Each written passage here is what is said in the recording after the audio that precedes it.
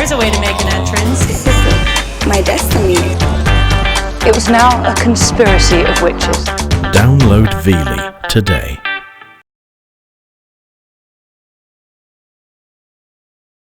The events in this program are inspired by a true story. Names, dates, and events have been changed. Viewer discretion is advised. On this episode of Bizarre Murders, Jorge and Miguel are famous wrestlers who also happen to be twin brothers and little people. These two larger-than-life personalities give new meaning to the expression sex, drugs, and rock and roll. But when one night goes too far, Jorge and Miguel face the ultimate fight of their lives. Abita! Necesito Abita!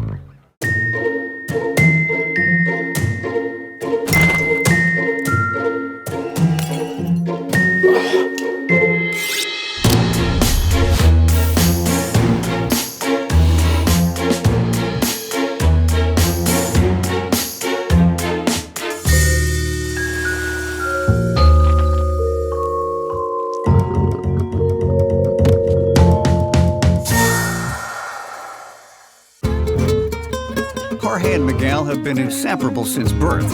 Unusually energetic, they grow up wrestling each other in their tiny, rundown home. Their father is not part of the equation, and their single mother has a tough time making ends meet. Without a television, they escape reality by listening to their older brother Guillermo's tales of the Mexican wrestling world. Guillermo is a pro wrestler who encourages his little brothers to join in on the fun.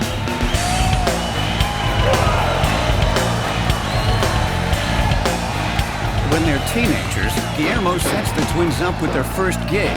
They are billed as Los Gemelos Locos, the Crazy Twins. Jorge and Miguel are brash and wild, and at 4 foot 8 inches tall, ×2, they put on quite the show. In 1992, they adopt their adult wrestling identities, Hombre Salvaje and Cobra Voladora. And it doesn't take the tiny twins long to rise to the top of the Mexican wrestling scene. Jorge and Miguel are rock stars in the Mexican wrestling world. But in all my years in the FBI, I've seen what can happen when fame puts you in a full Nelson. You can easily end up with 3 lifelong opponents: sex, drugs, and booze. Over the next several years, the twins divorce their wives and deal with a different kind of wrestling. This time, the opponent is their growing alcohol and drug addictions. Fiesta time, mi hermano!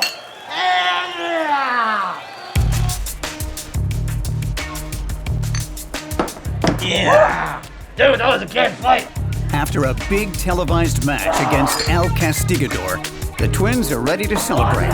And for these boys, go, big or go home isn't just a saying. It's a way of life. In the short time that Fernando the bartender has been slinging drinks at El Cutre Hotel, he's seen his fair share of louts. But these two are especial. Amigos, you think you can keep it down a bit? Huh? But when he asks them to tone it down, it falls on deaf ears. Wrestlers. You kept the belt, man. Yeah, 2 years running. Tag team, shit, come on. Let's go. All right, come on, fill this up. Here we go. Oh, hi. Hey. Good. How are you? Do you ever take your mask off? No. We leave these on all the time. Sure, there's a certain thrill meeting strangers in a dark, dingy bar, but in my experience, it doesn't always have a happy ending. There was this case where a guy was gagged and bound to his bed with his junk duct taped so tight to his body that when the medics finally got it off, he wasn't ever able to, well, do it again. Stranger danger is what we like to say in the FBI. The ladies make it known that they are prostitutes and that El Cutre Hotel is their office and place of business. And for a handful of pesos, will rock Jorge and Miguel's worlds.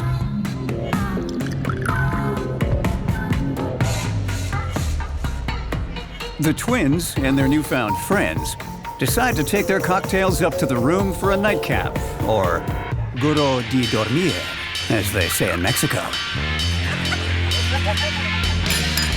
But it doesn't take long before the party turns into a coke-fueled bender.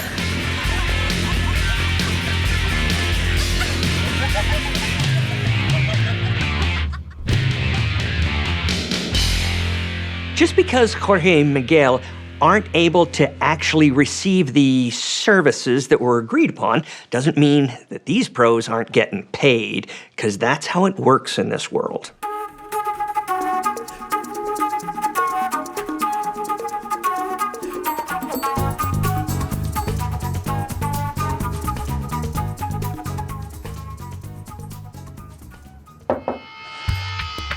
The morning after, a cleaning woman from the hotel is doing her rounds and arrives at Jorge and Miguel's room. It's well after their checkout time. She tries to wake the twin wrestlers, but when they don't respond, she becomes concerned. Abida! Necesito Abida! For such small guys, Jorge and Miguel ought to watch that voracious appetite of theirs. Everybody's got to pay the piper at some point. Jorge and Miguel are twin wrestlers known as Hombre Salvaje and Cobra Voladora. They're also little people who defied their hard-knock upbringing and rose to the top of the Mexican wrestling world. But fame has its dark side, and they're on a downward spiral that almost always ends badly. Necesito Abida!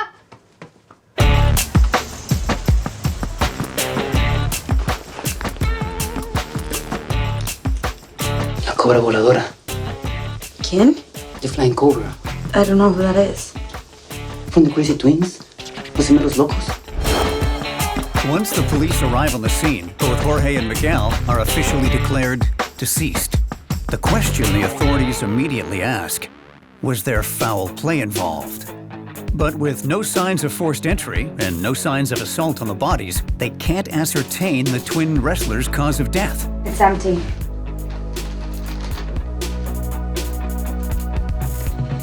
When police search the room, they discover the wrestlers have been robbed. The twins are celebrities in the Mexican wrestling world, and their hardcore partying is well known. Could they have been the target of a robbery gone wrong? Can you fill us in on what happened? I was just coming in to clean the room like I normally do, and I knocked on the door. While they wait for the results from the autopsies on Jorge and Miguel, and they were detectives passed out. question the cleaning woman who discovered Jorge and Miguel's dead bodies. I just found these guys and they were dead. I'm not surprised that they're grilling the cleaner. I mean, I do the same, because you wouldn't believe how many times that the person who finds the dead body is really the person who put it there. But Guadalupe the maid has a solid alibi for the previous night. She was at the quinceañera of her 16-year-old niece. The police then turn their attention to the hotel staff working the night before. They're especially interested in a woman who was working at the front desk, Yolanda. So who called you into the scene? That was one of the housekeepers that I have on staff. Yolanda tells the police that she remembers the men. Whoa, big surprise. Who wouldn't remember two guys with luchador masks in a bar? I mean, really. She insists that she made no contact whatsoever with Jorge and Miguel. But she says that the bartender Fernando complained to her after a shift about these two obnoxious hombres pequeños who he'd like to smack around real bueno. So Fernando, you know why you're here. The detectives move their focus to the bartender who served Jorge and Miguel the night before. They want to hear about their interaction and what it was about the brothers that rubbed him the wrong way. Did you give them anything else besides alcohol? No, nothing. But when asked if he served anything other than alcohol to the little people, Fernando flies off the handle and gets very Don't defensive. try to blame something for me I didn't do, okay? I didn't do anything. Nothing. So here you've got this hot-headed hombre who was not only super pissed off with the little guys, but had access to what they were drinking all night, and now they're both dead with no visible signs of assault. And what the hell's Fernando thinking acting like this with the cops? Now they're gonna make him their suspect numero uno. The twin wrestlers' autopsy results come in, and that's when the case goes from weird to bizarre. Los hombres pequeños have died from an overdose of tetrahydrozoline, HCI, more commonly known as eye drops.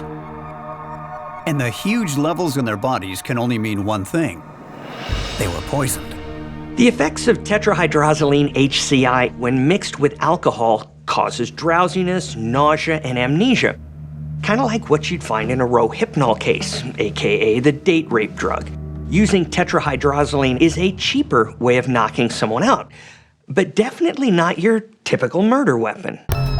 Toxicology reports confirm that for men of their size, death would only take 1 hour from when Jorge and Miguel consumed their drinks laced with the poison to when they died.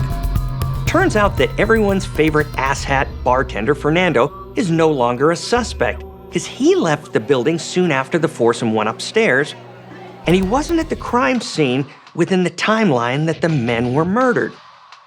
Too bad. I was starting to like him for this one, but that's the way investigation goes. When detectives review past case files, they uncover several with a similar MO. Men who were drugged and robbed using tetrahydrozoline found in eye drops mixed with alcohol. But in these cases, there were never any fatalities. Detectives review the security footage from the hotel and isolate 2 mystery women seated with Jorge and Miguel. As far as the detectives know, they are the last people to have seen the twin wrestlers alive, which now makes them the prime suspects in the murder. Okay, they're leaving. Wait, let's see if we can get her. There. Their focus then turns to the women. That's the first suspect. Video security footage is one of the greatest things that ever happened to law enforcement. It's almost cheating. Solving a murder is still a major grind, but man, does it help when video is part of the evidence. Second lady. But without IDs for the 2 mystery women, detectives have no way of tracking them down. They release their sketches to other law enforcement agencies and the local media in hopes of turning up a lead. Sure, the media can at times be a pain in the ass and actually hinder an investigation. But when you need to track a suspect down fast, the widest reach is your best bet and the media is your best friend. It's all hands on deck to find the 2 mysterious ladies of the night who took twin wrestlers Jorge and Miguel to their hotel room for a little R&R the night they were poisoned to death. Jorge and Miguel are famous twin Mexican wrestlers, but they like to party a little too hard and never woke up from a wild night with 2 prostitutes. Autopsy reports showed they died from a lethal dose of tetrahydrozoline, also known as eye drops, mixed in alcohol. A massive search is now underway for the 2 women who were last seen with the twins the night they died. In other news, the twin wrestling brothers known as Los Gemelos Locos were found dead today in their hotel room on the east side of downtown. Mierda, what the hell did you do to them? ¿Qué hiciste? I did what we always do. Persons of interest. Anyone with information is asked to contact local police.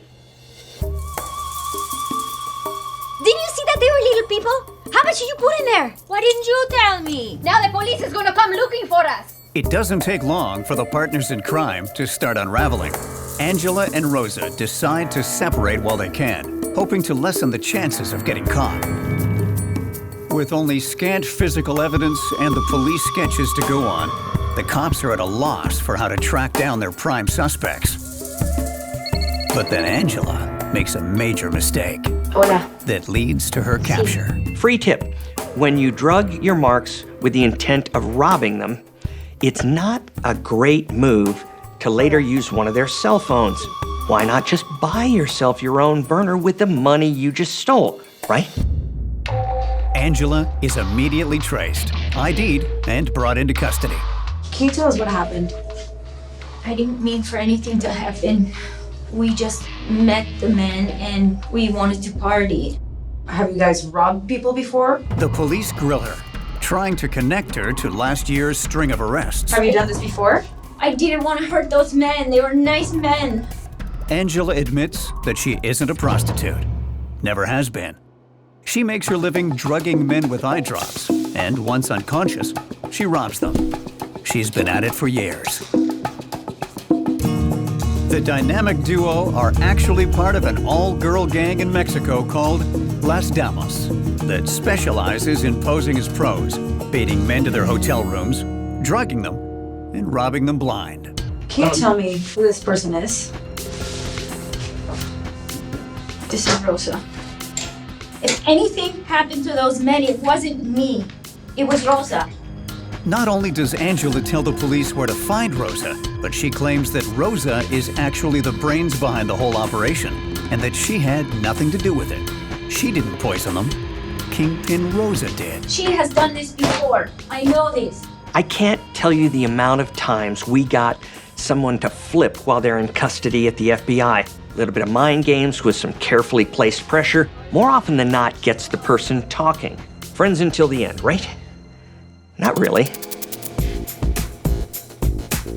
The police have got to get to Rosa before she flies the coop, or possibly moves on to her next John. Celebrity twin wrestlers Jorge and Miguel partied with the wrong women one fateful night. Turns out Angela and Rosa are part of a gang of women that pose as prostitutes, then drug and rob unsuspecting men. The police have Angela in custody and an APB out for her partner Rosa. Where can we find her? In an old apartment on the east side. The detectives break Angela, and she reveals where Rosa can be found. Police track down Rosa holed up in a flea-bag motel on the outskirts of town. She's promptly arrested and brought in for questioning. I poisoned somebody? No. That did not happen. She said that you two were accomplices and you were the mastermind behind it. Angela, she's the one. If those people were poisoned, maybe she did that? I didn't know nothing about that. Shocking, I know. But Rosa doesn't agree with Angela's assessment that she's the mastermind. Not surprisingly, she claims that Angela's the real leader and that she was just doing what she was told. She's the one who has been planning these things all along, okay? Despite both women accusing the other of the crime, they worked as a team, carrying out the poisoning and the robbery together.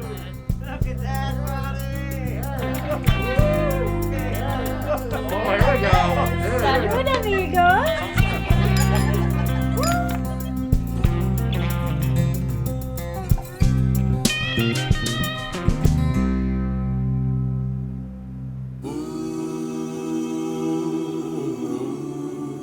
The thing is, Mexican eye drops are a lot more potent than American ones. Go figure. I guess they have a more relaxed FDA-type situation. Now, a dosage of around 10 milliliters is enough to knock out an average-sized guy, but the same amount applied to, let's say, a 4'8" individual would be fatal.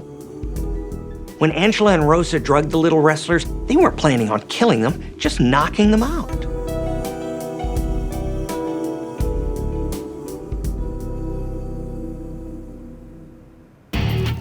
Even though they didn't intend to kill Jorge and Miguel, Angela and Rosa are arrested for murder.